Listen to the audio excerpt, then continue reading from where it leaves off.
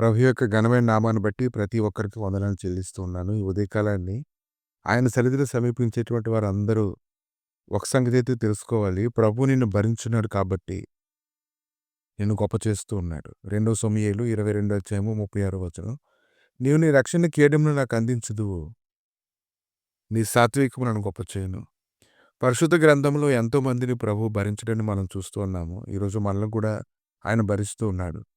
యెషయా గ్రంథం 53 అధ్యాయము 11 వచనం.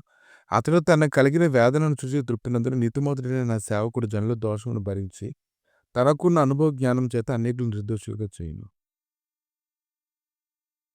కనుక ప్రభు అయితే ప్రతిరోజు ప్రతి సమయంలో ఎత్తుపట్టుకొని సులువుగా చిక్కులు పెట్టేటువంటి ప్రతి భారం నుంచి కీడు నుంచి మనల్ని తప్పించి ఆయనలో కొనసాగేలాగా ఆయన చేయడానికి ఆయన ఎల్లవేళలో కూడా మనం బలపరుస్తున్న దాన్ని బట్టి చూసినట్లయితే అతను మనం ఎలాగైతే భరించగలుగుతూ ఉన్నాడో ఏదైనా ఆయన సన్నిధిలో అంతగా విధేయత కలిగినటువంటి వారుగా ఉండాలి. కనుక నువ్వు పశ్చాత్తాపడినట్లయితే నీ గురించినటువంటి సంగతులు నువ్వు తెలుసుకున్నట్లయితే ఆయన సన్నిధిలో నువ్వు మోకరించినట్లయితే ఆయన ఇంకనూ నిన్ను నడిపించడానికి ఆయన శక్తిమంతుడు ఉన్నారు. కాబట్టి ఈరోజు నీ మీద ఎంత కోపం కలిగినప్పటికీ ఎన్నక రెక్కలైనటువంటి బలహీనతల్లో నువ్వు చిక్కుకుపోయినప్పటికీ కూడా ప్రభు అయితే కృప చూపించి నిన్ను నడిపిస్తూ ఉన్నారు, బలపరుస్తూ ఉన్నారు. ఆయన్ని నడిపించినట్టు గాను తనంతరం నలగొట్టుకోవడం అనేది జరిగింది. అతనికి మన వ్యాధులన్నీ భరించారు. ఇంకా అతనే బలర్పణగా ఉండడానికి అతను ఇష్టపడ్డాడు.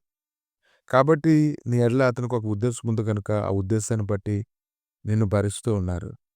కాబట్టి నీవు ఎటు రీతిగా ఆయన సన్నిధిలో ఉన్నావో నువ్వు గ్రహించుకోగలగాలి. యెషయా 53 అధ్యాయము 12 వచనం. కావున గొప్పవారితో నేను అతనికి పాలు పంచిపెట్టెదను. గనులతో కలిసి అతడు కొల్ల సొమ్ము విభాగించుకొని అలానగా మరణం నొందినట్లుగా అతడు తన ప్రాణమును దారపోసెను. అతిక్రమం చేయవారిలో ఎంచబడిను.